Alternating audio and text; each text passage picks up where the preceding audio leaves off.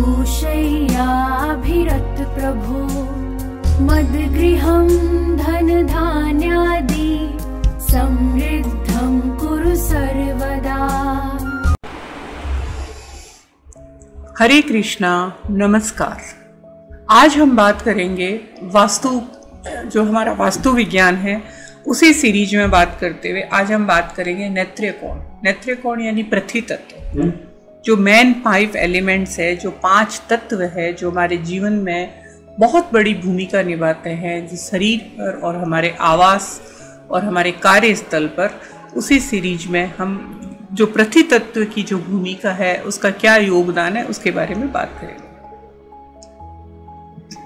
हमारे नेत्रियों में पृथ्वी तत्व और राहु ग्रह है, और राहु महाराज का जो साइन क्या है कि सांप का मुंह है और उसी सांप की पूंछ को केतु के। और आपको ये तो जानकारी है कि पृथ्वी है वो शेषनाग पर है, और ये पृथ्वी तत्व राहु कोण में है। पृथ्वी में जो गुरुत्वाकर्षण शक्ति होती है, पृथ्वी तत्व स्थिरता का प्रतीक है, और दूसरा जो कोई भी ग्रह है वो गुरुत्वाकर्षण नहीं होने के कारण ऐसे एक जगह पर स्थिर खड़ा नहीं हुआ जा सकता है। तो वास्तु पुरुष के पैर है वो पृथ्वी तत्व में आते हैं। जब वास्तु पुरुष है जो औंधे मुंह लेटा हुआ है, उसका ईशान में सिर है और उसके पांव हैं वो आपके नेत्र्य कोण में है, उल्टा पड़ा है। और ये कोना सदियों के लिए स्थिरता, पावर, आपका दूर अंदेशी, आप किसी भी कार्य को कैसे करें उसका जो मैनेजमेंट और आपकी बुद्धिमानी का ये परिचय देता है। यानी यहाँ ये कोना उसकी भूमिका अदा करता है। अब आप यहाँ पर एक रसोई घर बना देते हैं, तो उस घर में जो साउथ वेस्ट कॉर्नर नेत्र्य कोण में अगर किसी का किचन है, तो उस घर में रहने वाले स्त्री को यूट्रस रिमूवल 15-16 साल बाद तो होना ही होना है। ये मैंने कई घरों में स्टडी की है। उस स्त्री को कोई बीमारी नहीं थी, सब कुछ नॉर्मल, लेकिन ये यहाँ पे पृथ्वी तत्व का जो कोण है, नेत्र्य कोण है, यहाँ पे रसोई में वो काम कर रही है और उसे यहाँ पे ये कॉम्प्लिकेशन आ गए और ये हो गया। फिर उस घर की स्त्री हमेशा नेगेटिव विचार में रहेगी। अगर आप उनको कुछ भी बोलें पॉजिटिव बात, वो उस बात को नेगेटिव बात पे ले जाकर ही खत्म करेगी। और उस स्त्री को पैर से लेके कमर तक दर्द की शिकायत होगी, चाहे वो कितनी भी दवाइयाँ ले रही है। और जैसा कि मैंने बोला है कि आर्थिक स्थिति पे नेत्र्य कोण बहुत बड़ा प्रभाव डालता है। आप कितनी भी कमाई कर लो, लेकिन पैसे की प्रॉब्लम आपको बनी रहेगी। यहाँ रसोई होने से वो स्त्री इस कोने में ज़्यादा रहेगी, तो उसका उस घर पर सबसे ज़्यादा प्रभाव होगा। ऐसे घरों में आदमी बोल ही नहीं पाएंगे, यानी उसकी ऐसे भी आदमियों की आजकल कम चलती है, लेकिन उस घर में तो आदमी की एकदम भी नहीं चलेगी। और उसमें घर में जो मालकिन स्त्री होगी उसी का दबदबा होगा, और उस घर में सास और बहू के झगड़े तो बहुत ही कॉमन बात होगी। यहाँ पर बोलते हैं ना, एक म्यान में 2 तलवारें नहीं रह सकती, वो वाली बात हो जाती है। क्योंकि यहाँ का जो रसोई घर है वो एक दूसरे रसोई घर को आमंत्रित करता है, तो सास बहू लड़ेगी तो एक दूसरी रसोई घर अपने आप बन जाएगी। दूसरा जो मुख्य दोष और है वो है कि आपने यहाँ पे बाथरूम और टॉयलेट बना दिया। बाथरूम और टॉयलेट, ये स्थान हमेशा भारी और ऊंचा होना चाहिए, और अब आपने यहाँ पे बाथरूम और टॉयलेट बना दिया तो आप हमेशा अस्थिर रहेंगे, आपकी प्रगति रुक जाएगी, आपको हमेशा पैसे की तंगी रहेगी, यानी आप पैसों के लिए खींचातानी रहेगी। तो ये भी आपके आर्थिक रूप से टॉयलेट होना भी आपके लिए दोषपूर्ण है, नुकसानदेह। यहाँ पे आपने अगर सीढ़ी और स्टोर बना दी, आपने एकदम वहाँ उस कोने में सीढ़ियाँ और स्टोर रूम बना दिया, तो आपके पाँव में दर्द रहेगा और पाँव में बार बार बिना कारणवश चोट लगेगी।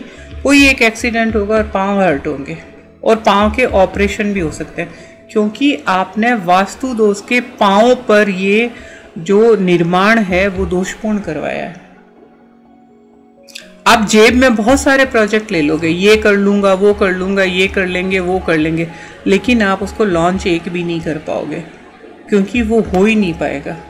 और आर्थिक स्थिरता तो मैंने कहा कि जब भी नेत्रीय कोण में आप कुछ भी दोषपूर्ण कंस्ट्रक्शन होगा तो आपको आर्थिक दृष्टि से तो नुकसान होना ही है। यहाँ पे आपने पानी कर दिया तो पानी की टंकी आपने अंडरग्राउंड कर दी या ओवरग्राउंड कर दी, या आपने सेप्टिक टैंक बना दिया या सोक पिट बना दिया, गंदगी का कुछ भी बना दिया, टॉयलेट ऐसे वो शौचालय बना दिया जिसमें नीचे कुई जैसा बन के जो एक गटर बनता है, या स्विमिंग पूल है, तो ये मृत्यु दोष का कारक माना जाता है। यानी इतना नुकसान हो सकता है। इसका मतलब ये है कि ये आदमी कब जिया और कब मरा इसको कुछ पता नहीं है। मतलब उसका सब किया कराया सब बराबर है। ऐसे मकानों में लोग अपना जीवन जीते नहीं है, बल्कि वो धक्के देके अपनी ज़िंदगी गुजारते हैं और पूरी ज़िंदगी ये घसीट घसीट के अपना जीवन जीते हैं। जब आप पानी तत्व नेत्रीय कोण में रखते हो ना, तो ये दानुओं को ये ऊर्जा की व्यवस्था बड़ी अच्छी लगती है। यहाँ राहु का निवास है और वहाँ पे आपने पानी रख दिया, इसीलिए वो अपना घर इसमें बना लेते हैं और अब वो आपके घर की दुर्गति देना शुरू कर देते हैं। यानी सारा का सारा दोष शुरू हो जाता है, क्योंकि दानवों का तो काम ही है दुर्गति देना। देवों का काम है उन्नति करना और इनका काम है आपकी दुर्गति करना। क्योंकि अगर आप इस व्यवस्था को बदलना चाहते हैं तो आप दानवों का घर तोड़ते हैं, जिससे उनकी नाराजगी होती है। तो अब आप बोलेंगे कि भाई इनकी व्यवस्था को हम तोड़ते हैं और ये नाराज नहीं हो, तो दानव भी आजकल शक्तिशाली है। कलयुग में दानव भी शक्तिशाली है और देवताओं को तो बहुत ज़्यादा मनाना पड़ता था पहले, लेकिन आजकल देवताओं से ज़्यादा दानवों को ज़्यादा पूछा जाता है। तो आप देवताओं की थोड़ी सी भी उपासना करेंगे तो वो जल्दी प्रसन्न होते हैं। तो अब आप ऐसी व्यवस्था करते हैं कि आप शनिवार और मंगलवार को हनुमान जी का हवन करिए उस घर में। ऐसा नहीं करने पर दानवों की नाराजगी आपको झेलनी पड़ेगी और आमतौर पर अस्पताल का योग खड़ा हो जाता है। तो उससे पहले आप जब वहाँ से पानी की व्यवस्था आप हटाएं तो दानव नाराज हो, उससे पहले आप हनुमान जी की आराधना कर लीजिए, वो उनको सबको कंट्रोल कर देंगे। अब नेत्रीय कोण में आपका बेडरूम हो तो ये कमरा घर का सबसे पावरफुल है। तो जो इस कमरे में नहीं सोएगा वो जीवन में अंत में अस्थिर हो जाएगा। और ये 3 पीढ़ी की व्यवस्था है, ये पृथ्वी तत्व में है। इस कोने में पावर, जैसे मैंने पहले बोला कि इस कोने में पावर, प्लानिंग, दूर का सोचना और कोई भी चीज को करना, शुरुआत करना, लॉन्च करना, ये ऊर्जा यहाँ पर है। यहाँ पर मुख्य जो घर का अर्निंग मेंबर है, जो मुख्य कमाओ, जो मास्टर बेडरूम है, वो इसी कोने में होने चाहिए। और लड़कियों को इस कमरे का इस्तेमाल नहीं करना चाहिए। इससे उनके विवाह में विलंब आएगा और उनकी विवाह में रुचि भी कम हो जाएगी। हालांकि अगर वो यहाँ सोएंगे तो उनका कैरियर बहुत ऊंचा जाएगा। जिस स्त्री पर घर की आर्थिक जिम्मेदारी है वो इस कमरे का इस्तेमाल कर सकती है। अगर इस कमरे का इस्तेमाल अगर आपने अपने नौकर को इस कॉर्नर में एक रूम दे दिया तो सोचिए उस नौकर की आपके घर पे चलेगी।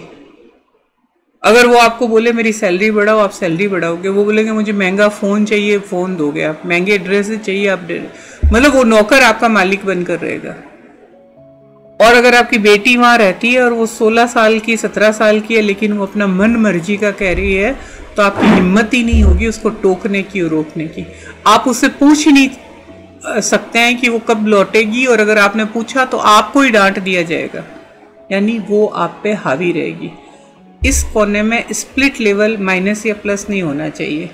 इस कोने में डबल हाइट और अगर आपने बेसमेंट कर दिया तो बहुत ही नुकसानदायक होगा। चलिए आगे बात करते हैं कि ये कोण अगर बढ़े तो क्या होगा।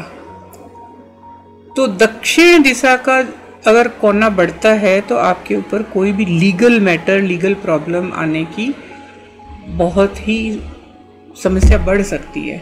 आपके जीवन में एक गलत व्यक्ति जरूर आएगा, चाहे वो गलत जवाई हो, चाहे गलत बहू हो, चाहे गलत पार्टनर हो, चाहे गलत मित्र हो। ऐसा व्यक्ति जिनको न आप निगल सकते हैं न उगल सकते हैं, ये इस नेत्रीय कोण बढ़ने का कारक होता है। और पश्चिमी दिशा की ओर से अगर बढ़ गया तो वो आपकी धन हानि का कारक है, मतलब आपका खर्चा ही खर्चा होता रहेगा। जब आपका वास्तु जब जागृत होगा 7 साल 15 साल या 21 महीने बाद, तब आपको पता चलता है कि न तो आपके पास पैसा बचा है, न दोस्त बचे हैं, न रिश्तेदार है, और ना ही आपका अच्छा हेल्थ बचा है। और ऐसे घरों में पाँव की जो दर्द की शिकायत हमेशा बनी रहती है। इसलिए नेत्रीय कोण बढ़ना भी आपको शुभ फल नहीं देगा। अब अगर ये नेत्रीय कोण कटा हुआ है, तो अगर पृथ्वी कोण कटा हुआ है तो वास्तु पुरुष के तो पैर ही कट गए, आपने पैर ही काट दिए, जो वास्तु दोष है। इससे जीवन में वास्तु दोष के पुरुष के पैर कट गए तो जो घर में रहने वाला मास्टर है उसका जो जिसको बोलते हैं ना उनके पैर कटना नहीं बोलेंगे, उनकी एनर्जी के पैर कट गए, जो पैरों की जो एनर्जी है वो कट गई।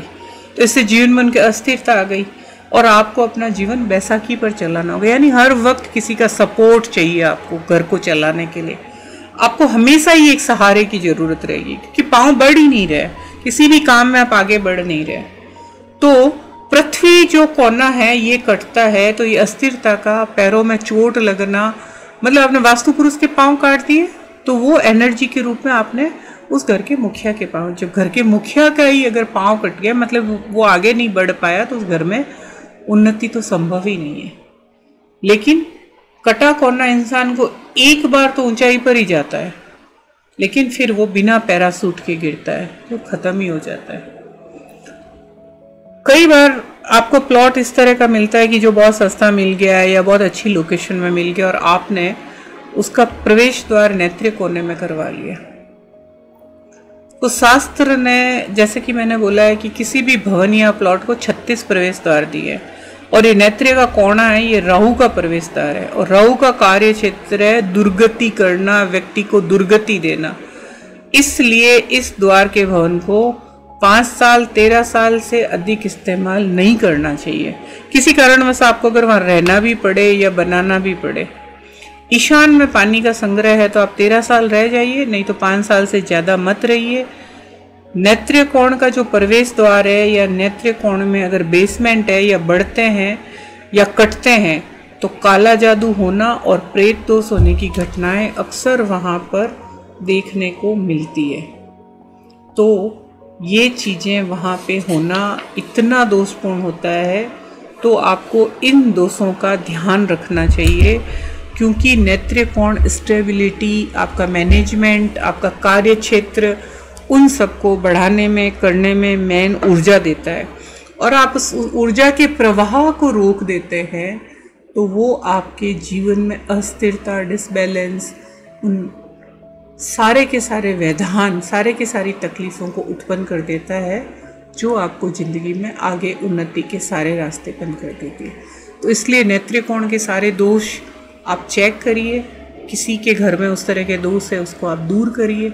और इस वीडियो से अगर आपको थोड़ा बहुत भी लाभ मिलता है या आपने लाभ उठाया, उसके लिए आपको बहुत बहुत धन्यवाद। और आगे की जानकारी के लिए आप मेरे साथ बने रहिए, मेरे चैनल को सब्सक्राइब करिए, बेल आइकॉन के बटन को दबाइए ताकि आपको नोटिफिकेशन मिलता रहे। अब हम आगे वायव्य कोण के बारे में बात करेंगे, जो एक हमारे माइंड रिलेटेड जो भी वर्क होते हैं उसमें वो बहुत ही बेनिफिशियल होता है। तो इसके बारे में हम कल बात करेंगे। आप मेरे साथ बने रहिए। Thank you very much.